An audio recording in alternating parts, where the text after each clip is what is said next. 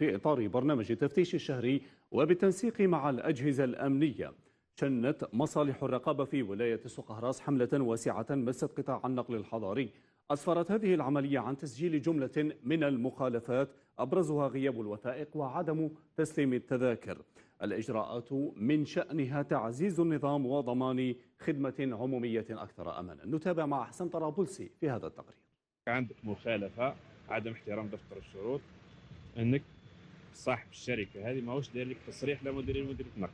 تنفيذا لبرنامج المراقبة والتفتيش الشهري وبالتنسيق مع مصالح الأمن والدرك، نفذت خلية التفتيش حملة واسعة مست مختلف أنماط النقل الحضري بهدف الوقوف على مدى احترام الناقلين لشروط النقل النموذجي. حملة تفتيش واسعة مست مختلف أنماط الخطوط حضرية ما بين الولايات وما بين البلديات، وهذا للوقوف على مدى احترام الناقلين لدفتر الشروط النموذجي والتركيز خاصة على صلاحية محضر المراقبة التقنية، مراقبة الحالة الداخلية والخارجية للمركبة. العملية أسفرت عن تسجيل عدة مخالفات، أهمها عدم تسليم التذاكر، غياب الوثائق الأصلية للمركبات، إلى جانب عدم التصريح بالمستخدمين على متن هذه الحافلات. ويرى المواطنون أن هذا القرار صائبا ويعود بالفائدة على الجميع.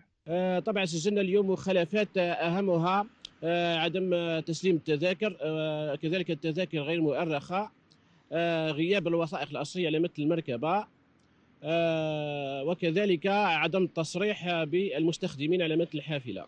الحاجة الوحيدة اللي تكون في صالح المواطن، الحاجة الوحيدة دركا كيما أصحاب الكيران هذا لازم الدب وما يكونش سير شارج. سمعتني؟ الدب هذا ما يكون سير شارج باش الإنسان كي يركب ألاز، يركب مرتاح.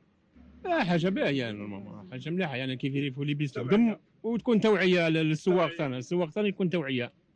والسواق اللي يلقاو غلط يخلص، المفروض نورمالمون اللي يلقاو غلط يخلص، بلاك تقول 60 يمشي 60. كار فيها دوبل شوفير لازم فيها دوبل شوفير.